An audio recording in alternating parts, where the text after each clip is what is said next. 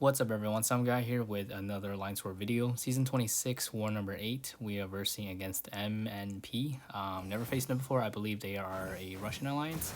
Going on path 5 here, we are versing against Crossbone on Ebb and Flow Knockdown. I don't think I've ever fought a Crossbone ever actually in War, or at least it's been a while at least. This one's only a 5-star, of course, rank 5 crossbone. He's pretty underrated actually as an attacker. I'm not too sure about the defender wise. I understand why he's placed here, just because I guess he can shrug off the stun debuffs every now and then, so it's a little bit hard to knock him down or parry stun to knock him down. And I don't think you can punish his heavy with your heavy, at least not with most champs, I think. But Nick Fury, I think, is a good option just because of his utility. His SP1 does inflict a... it's pretty cool here. I just realized that the this orange debuff kept getting shrugged off, but it kept sticking after it got shrugged off. I don't know if you saw that. I don't know if that's bugged or anything, but it got shrugged off, but it kept coming back after it got shrugged off, and I don't know, it happened like twice. I just noticed that. But yeah, with the destroying debuff, it counts as a knockdown, and a lot of times it will shut down the protection node altogether. So it makes this fight very easy, like a duel pretty much. I try not to parry too much just because he can shrug off my parry stun, and I don't want to risk I don't know, accidentally getting parried or whatnot. So I try to do some intercepts, which is also fairly risky as well. So baiting out the heavy is probably the easiest or the safest opening, but you do take some block damage. I do like to punishing his SP1 is probably the best one, just because his SP1 is very easy to fully evade, and you can punish it very easily back as well. I do like to save my SP3 for the end to finish things off, just because I don't want to knock him down again, because it can trigger the passive fury, and his protection will come back after you after the passive fury goes into cooldown. But yeah, fairly simple fight. Nick Fury is pretty OP. Took about 80 hits or so. Moving on to the next fight, we have a Darkhawk on Ebb and Flow Knockdown and a Heavy Hitter. Pretty common placement, although he is usually placed on the first node here, the first Ebb and Flow Knockdown node. I will be using Quake. It's a very simple quick and shake fight. You just gotta knock him down while he's stunned and concussed to shut down the protection. From there on, it's a very simple quick and shake fight. I'm pretty sure anyone like Magneto can do this fight as well. I can see this fight being pretty tough for other opponents, just because every time you knock him down, he goes into his shield mode, and it's pretty hard to hit him in his shield mode. Moving to the next fight, we have Nick Fury on Ebb and Flow. I'm sorry, this is steady build up Fury and Heavy Hitter and Power Alternator as well. This is not bad of a placement, just because most of the time Nick Fury counters like Colossus, you try to get openings by using your SP3, so that you can get that armor up and passive unblockable upon getting hit. But since it's on Power Alternator, you can't really get to your SP3 that often, or at all maybe even. So yeah, maybe it's a good Archangel fight, but Quake does just as well, as long as you don't mess up of course, especially in his second life, since he hits mad hard in his second life. But yeah, other than that, it's a really simple quick and shake fight. I think Nick Fury used to be pretty notorious on heavy hitter nodes back in Stubborn Age, just because it's a lot harder to Quake him back in the Stubborn Age. But going on the next fight here, this fight went pretty bad, I'm not gonna lie, spoiler alert. This is a Man Thing on Power Snack and backup recovery. I'm actually not gonna speed this up just because how bad it went. So I thought of double dexing at the start, so dexing first time, he nullifies it, and of course this guy's running 5 out of 5 limber. I'm sorry, 5 out of 5 Mystic Dispersion, so he got a Bar Power, or more than a Bar Power.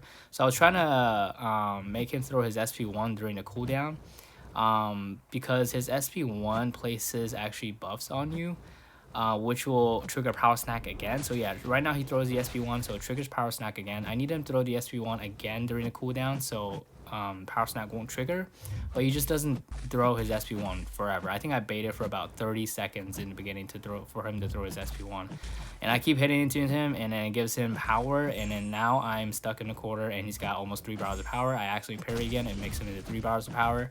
Yeah, I just do a combo just out of desperation.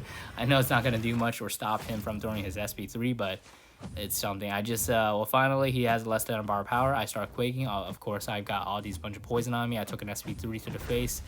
Yeah, I basically die, and he's got like still like 95% health. So I did take a little bit of break before going back in. This one is a rank 3 unduped.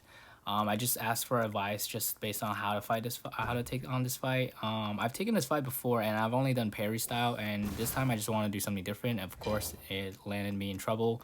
I do want to shut off his protection or his the power snack by doing low aftershock stack so that the stun timer is a lot lower, so that way I can dex when concussion is up.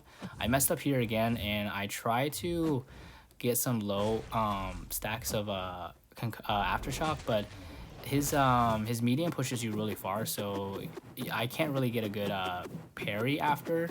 So he throws the heavy attack, and I accidentally dex, and it triggered his SP1 again, or his power snack again. So you got an SP1, but luckily he was able to throw it fairly quickly this time, so that he threw it in during the cooldown of power snack, so that way he doesn't gain any power after throwing the power SP1 again. So I got pretty lucky there that he threw it right away, or else it would have been that terrible cycle right all over again. But going forward, I'm just gonna parry this fight. I don't think it's worth it to shut it down. If you're boosted, I don't think he hits that hard on the block, plus you have a class advantage. And my Quake is max sigged, I think. You don't need to have her max sig, but I think I had a bunch of stones that I didn't need for 5-star at the time, so I just threw it in her. Plus, it was during the age of Stubborn, where you had to do a lot of parries during Stubborn, so I just thought might as well throwing the 6 stones into her. But yeah, going forward, I think I'm just going to do heavy parry style, because I think that's the safest method here. Yeah, that sucks. My second death of the season. It does hurt a lot. It was pretty devastating, especially on a Quake fight. But going to the tier 2 here, section 2, we have this Gulk, this Gladiator Hulk on Ebb Flow Intercept and Sadist. I don't think I've ever found him on this node. I think he can be Quaked, but I was not feeling that confident with my Quake since after what happened, so I'm just gonna use Nick Fury. Plus, I think with the bleed, I think Nick Fury can do this fight a lot faster since I can shut down the protection with intercepts and stuff. You just have to look out for Gulk's Unstoppable or Smash. Yeah, whenever he's got Smash on, he becomes unstoppable. So you have to make sure you don't punish him or hit into him, because he will become unstoppable and hit you. But yeah, this fight goes fairly well, I think. Actually, no, it doesn't. It goes pretty well for the almost the whole fight until the very end. I think I messed up on an intercept. Yeah, it's coming up soon. I do like to push. I like to push him in to SP2 because I think it's a lot easier to evade. His SP1, sometimes my evades are a little bit iffy. As you can see, I took a bunch of them on the block because I was late on evading them. So I was trying to intercept him, but I was too late, I think. I think it's coming up soon. I think right here, yeah. And he parries me. And of course he does a 5-hit combo. And luckily only one of them crit. It was a 7-hit crit, a 7k crit. The fastest way to get the adrenaline health back is to throw your SP3. So that's what I did. So I got a lot of health back, actually. Could have been worse.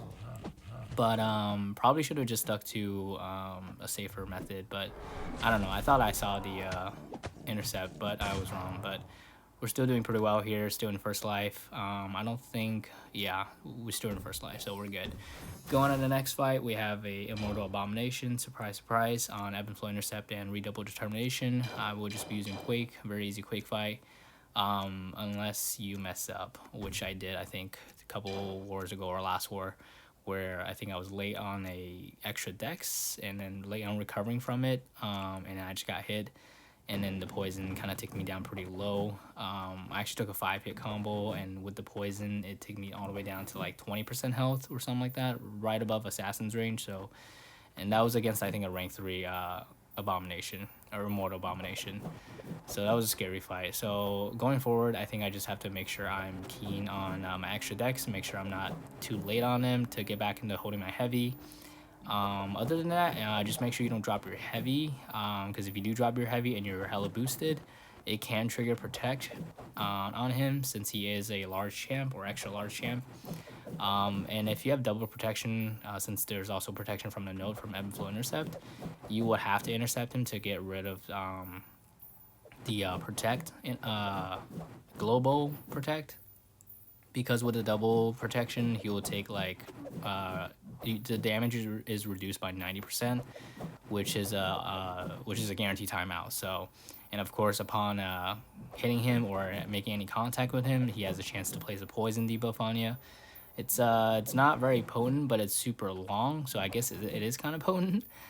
So yeah, you don't want that happening. That has happened to me before, and I got pretty lucky with it before too. But yeah, nah, pretty easy, quick and shake fight. 0 hits taken, 0 hits used. Going on the next fight, it's I think it's a rank. No, it's a 5-star void. Yeah. I'm using Nick Fury. He's one of the best void counters out there. I think Elsa is also a really good counter for void. I'm pretty sure you could do this fight with Elsa too. I think Elsa's actually even better, since you can parry with her and it counts as intercept when her charge evade thing is up. I don't know too much about Elsa, unfortunately. This fight went horrible. Even though it's against a 5-star only, and it doesn't go as bad where I get to my second life, but it gets pretty close. Basically, I think I missed an SP1. I don't know. I think it's coming up soon. I try to keep my charges up pretty well. I get some nice intercepts here and there. I think it's right here. Yeah. I was too late on a dex on an SP1, and it crit like 21k on his SP1. I don't know if his SP1 is supposed to hit that hard, but I wouldn't hurt a lot. It brought me down to very low health. Took pretty much all my health away from that one hit. Yeah, so that sucked. And then I think I lost my my combo here. I'm just relying on my heavies to knock him down to get rid of his debuffs. The other thing, I think it comes up in a little bit. So yeah, I stopped trying to like punish his SP1, and then of course I mess up on a heavy intercept with my heavy. The one cool thing about Nick Fury's SP3s is that it's actually 10 hits, so it's pretty convenient. If you ever mess up and you need to get rid of a charge or a debuff, you can just throw the SP3 and it'll get rid of it, since it's 10 hits. I was surprised it was actually 10 hits, because the last hit I thought it was gonna be only 1 hit, but actually counted as 2 hits. So I was like, okay, that works. But yeah, I got really close into my second life, but we're still in first life, so we're good to go.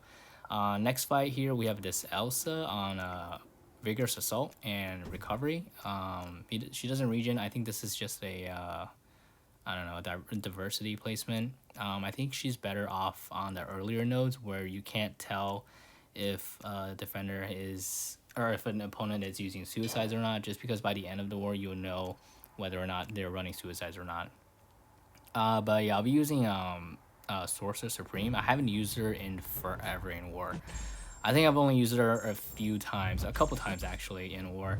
So the thing with Elsa is she can shrug off your parry stun sometimes, so you just have to look out for that. I got lucky in the beginning that I was blocking, and because she shrugged it off. But I think I had my evade charge anyway, so I would have been able to auto evade it with the Nick Fury and Quake evades. This fight goes fairly well. I do love Sorcerer a lot. Her utility is just off the charts. It can be a little bit long of a fight if you're not going for her damage. I am for this fight I'm just gonna go for her shield rune thing, where it gives you regen on block and regen just in general. It's pretty satisfying ending the fight in full health, I think. But I think if you can make this fight faster if you bank the Fury one, the passive Fury one instead. That'll make your special hit a lot harder. So yeah, there's not much going on in this fight. I just plan on pushing her to SP1s and baiting that out and punishing it. Her SP1 is fairly easy to evade and punish. Since I already banked the shield rune, I should be pretty set. I'm just throwing my specials now just to top up my health. Yeah, and also I have to be worried about the parry stunts, since she can shrug it off. I don't think she actually shrugs off any after the first one at least. I was trying to throw the SP2 there, but the power gain just wasn't. I was just too early on hitting the special, so I threw the SP1 instead. Her SP1 is pretty useful as well, since you can notify her buffs. You have the like aura around you where you can notify enemies buffs when they're close by you, which is pretty cool. But yeah, it's fairly simple Sorcerer fight. Other than Sorcerer, I think anyone else who doesn't bleed as a non-mutant can do this fight. Other than that, yeah.